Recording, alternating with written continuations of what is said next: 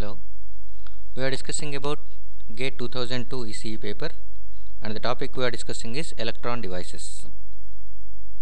This is second 2-mark question came in 2002 GATE. Consider the following statements in connection with CMOS inverter as shown, where both the MOSFETs are enhancement type and both have a threshold voltage of 2 volts. Statement 1. T1 conducts when Vi is greater than or equal to 2 volts. Statement 2. T1 is always in saturation when V0 is equal to 0 volts. Which of the following is correct? A. Only statement 1 is true. B. Only statement 2 is true. C. Both the statements are true. D. Both the statements are false. The right option for the given question is only statement 1 is true. That is, T1 conducts when V input is greater than or equal to 2 volts. We'll see the details now. This is a given CMOS inverter where T1 is NMOS transistor and T2 is PMOS transistor. For both the things we are applying the same input signal, and given both are enhancement type MOSFETs with threshold voltage of 2 volts. We know that one threshold voltage is positive for NMOS N channel, whereas threshold voltage is negative for P channel.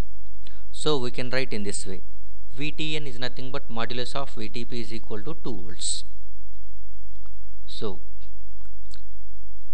and from this threshold voltage we can say NMOS will be on when VGS is going to be greater than or equal to 2 volts. So this is enhancement type. Threshold voltage implies nothing but the minimum gate to source voltage required to enhance a channel between drain and source, so that a drain current flows whenever VDS is applied. That is the definition of threshold voltage. So if you apply more than threshold voltage, then only transistor comes into on condition. So NMOS is on, that is NMOS conducts when VGS is going to be greater than or equal to 2 volts. PMOS is on, that is PMOS conducts when VSG is going to be greater than or equal to 2 volts. This we can say in other words, VGSP is going to be modulus of VGSP should be greater than or equal to 2 volts. First statement we will consider now. Statement 1 is T1 conducts when Vi is greater than or equal to 2 volts. Vi is nothing but input voltage which is applying to both gates of T1 as well as T2.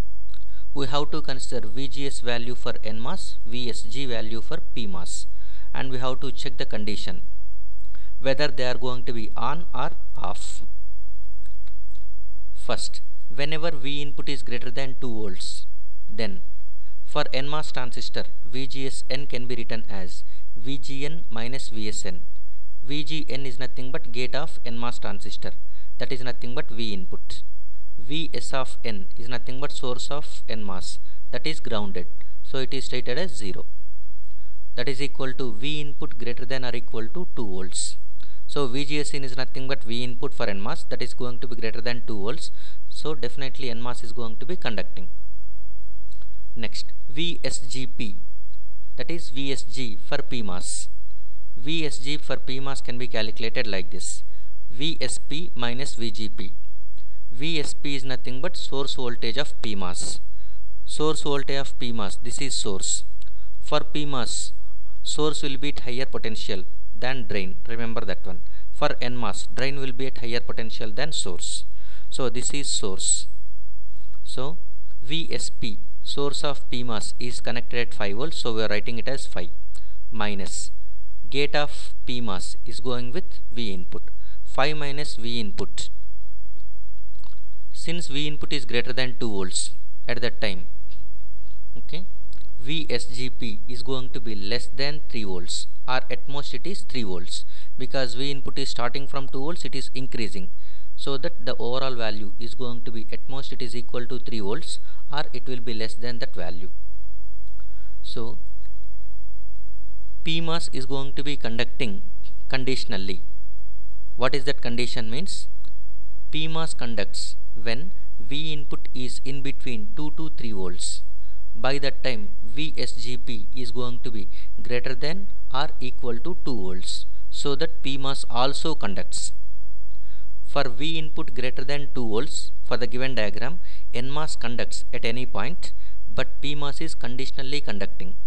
So statement 1 says T1 conducts when V input is greater than 2 volts. So it is right. So statement 1 is true. Whatever the input voltage if you apply, if it is going to be equal to 2 volts or greater than that one, NMOS always conducts, whereas PMOS conditionally conducts. Statement 1 is not going to be said anything about the PMOS, so statement 1 is always true. Next, statement 2. T1 is always in saturation when V0 is equal to 0 volts. T1 is nothing but NMOS. NMOS is always in saturation when V0 is equal to 0 volts. Is that right or wrong? Now we will see.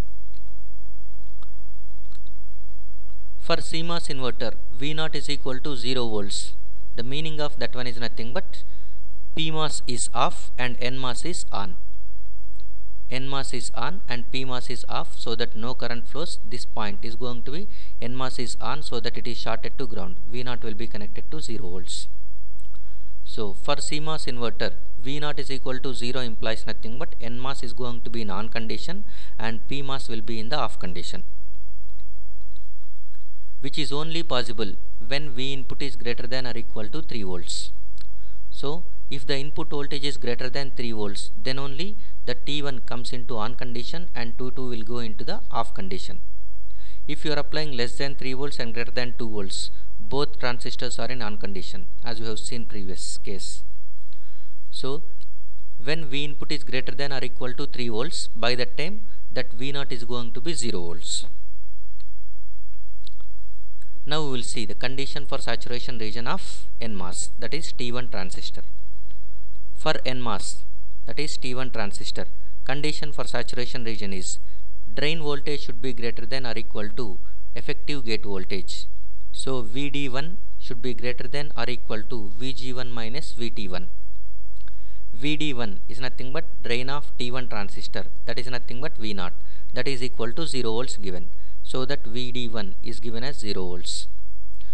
Should be greater than or equal to VG1. VG1 is nothing but gate of T1 transistor, that is connected at V input. So V input minus VT1 is nothing but 2 volts. So VG1 is nothing but V input. V input is always greater than 3 volts. To get V0 is equal to 0. So 3 minus 2 of minimum, worst case is nothing but V input can be taken as 3 volts. By that time 3 minus 2 is 1, but 1 is not less than 0. So the condition fails. Condition for saturation region fails, so that T1 transistor will not be in saturation. It will be in linear or triode region, so that the statement 2 is false. So the right option for the given question is only statement 1 is true. Option is A. Thank you.